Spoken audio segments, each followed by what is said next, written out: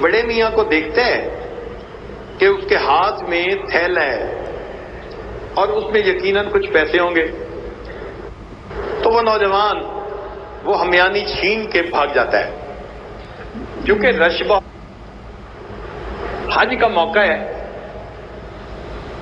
ایک نوجوان مینا کے میدان میں ایک بڑے میاں کو دیکھتا ہے کہ اس کے ہاتھ میں تھیلا ہے اور اس میں یقیناً کچھ پیسے ہوں گے، تو وہ نوجوان وہ ہمیانی چھین کے بھاگ جاتا ہے. کیونکہ رش بہت تھا، پتہ ہی نہیں چلا کہ ہاتھ سے کون لے کر گیا. وہ بڑے میاں نے پوچھا تو صحیح، بھائی کون ہے میرا ہمیانی لے کے چلا گیا، تھیلا لے کے چلا گیا؟ لوگوں نے کہا جی پتہ نہیں کون تھا. وہ چلے گئے.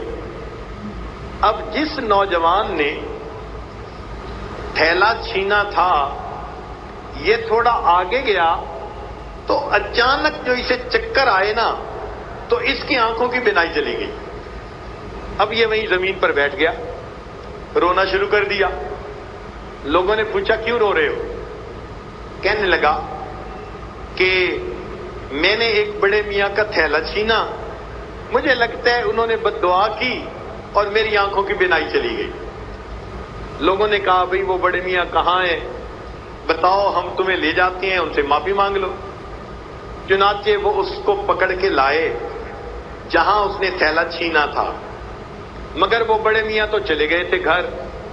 قریب لوگوں سے پوچھا، انہوں نے کہا کہ وہ بڑے میاں 5 وقت نماز پڑھنے کے لیے آتے ہیں، تو ہو سکتا ہے کہ اگلی نماز کے لیے پھر آئیں، لہذا آپ ویٹ کر لیں. اب ویٹ کیا.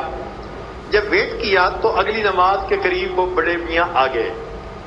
جیسے ہی پتہ چلا یہ نوجوان اٹھا، اس نے پاؤں پکڑے، آپ اللہ کے لیے معاف کر دیں، آپ نے بد دعا کی، میری بینائی چلی گئی، مجھ سے بڑی غلطی ہوئی. جب اس نے معافی مانگی تو بڑے میاں کہنے لگے کہ بھائی میں نے تو آپ کو اسی وقت معاف کر دیا تھا. لوگوں نے کہا کہ بڑے میاں آپ معاف کر دیں. بڑے میاں کہنے لگے میں نے تو اسی وقت معاف کر دیا تھا. اب سارے لوگ حیران. ایک صاحب نے پوچھا کہ بھائی یہ آپ کا تھیلا لے کے چلا گیا اور آپ کہتے ہیں کہ میں نے اسی وقت معاف کر دیا تھا.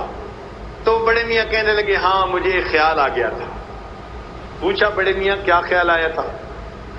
بڑے میاں کہنے لگے کہ میں نے علماء سے یہ سنا ہے، نبی علیہ السلام نے ارشاد فرمایا قیامت کے دن میری امت کا حساب کتاب ہوگا، جب تک آخری امتی کا حساب نہیں ہوگا میں اس وقت تک جنت میں نہیں جاؤں گا. تو میرے ذہن میں خیال آیا کہ یہ نوجوان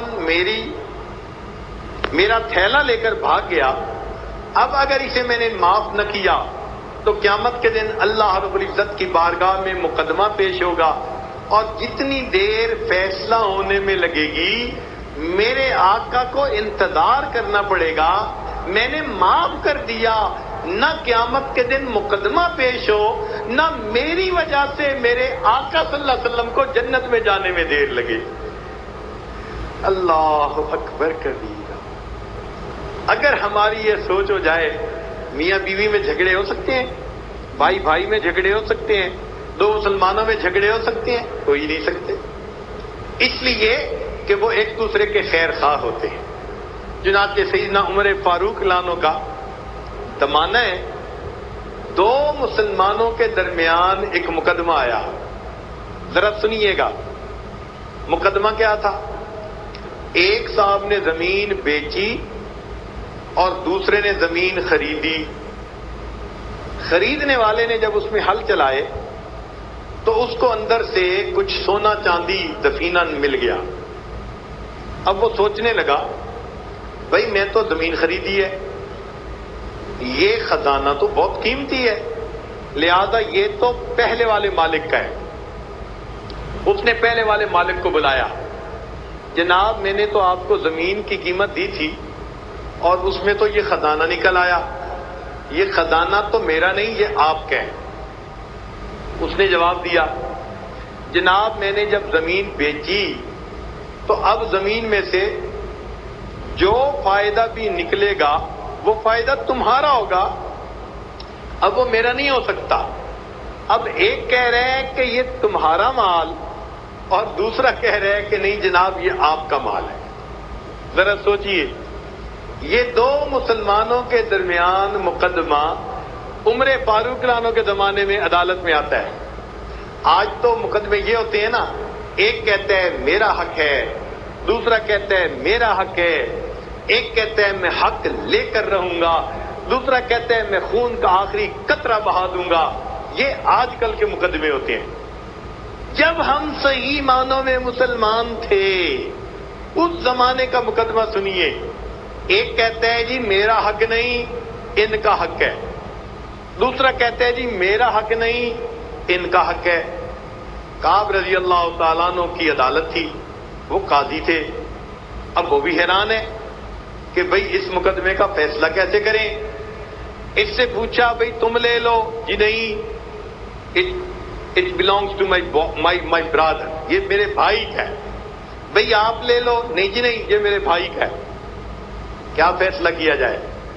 اللہ نے پھر ان لوگوں کو سوچ بھی بڑی عجیب دی تھی۔ کعب رضی اللہ عنہ کے دل میں ایک خیال آیا، انہوں نے ایک سے پوچھا بھئی آپ کی اولاد ہے؟